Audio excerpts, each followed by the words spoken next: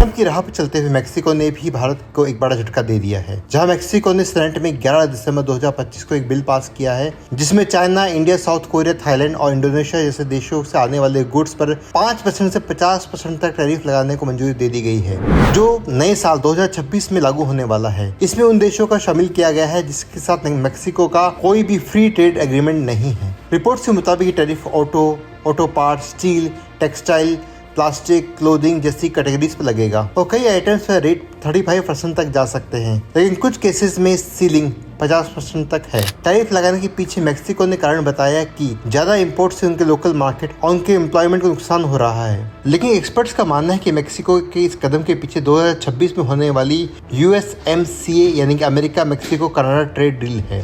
इसके होने से पहले ये कदम ट्रंप को खुश करने की कोशिश है, क्योंकि अमेरिका लंबे समय से चीन और मेक्सिको के रास्ते आने वाले सस्ते सामान पर चिंता जता रहा है। लेकिन भारत की चिंताजनक बात यह है कि भारत मेक्सिको का 10वां सबसे बड़ा बिजनेस पार्टनर है, तो वही मेक्सिको भारत के लिए दक्षिणी अफ्रीका और सऊदी अरब के बाद तीसरा सबसे बड़ा कार एक्सपोर्टर मार्केट है। तीसरा सबसे बड़ा कार एक्सपोर्ट मार्केट है, जिसमें इंडिया मेक्सिको को साल 2024 में $8.9 बिलियन का एक्सपोर्ट करता है, तो वही मेक्सिको से भारत $2.8 बिलियन का सामान आता है। यानी इससे भारत का बड़ा एक्सपोर्ट मार्केट प्रभावित होगा, जिससे सीधा असर ऑटोमोबाइल सेक्टर पर पड़ेगा। राइटर्स के हिसाब से मेक्सिको का ये कदम करीब 1 बिलियन के इंडियन कार एक्सपोर्ट्स को हिट कर सकता है, जिसमें Volkswagen, Hyundai, Nissan, Maruti Suzuki जैसे एक्सपोर्ट्स पर इम्पैक्ट आ सकता है। कार इंपोर्ट ड्यूटी 20% से बढ़ाकर 50% होने से इंडियन व्हीकल्स की मेक्सिको में प्राइसिंग एडवांटेज कम हो सकती है। साथ ही इसका नुकसान मेक्सिको को भी होगा, क्योंकि इससे मेक्सिको को क्वालिटी प्रोडक्ट्स नहीं मिल पाएंगे।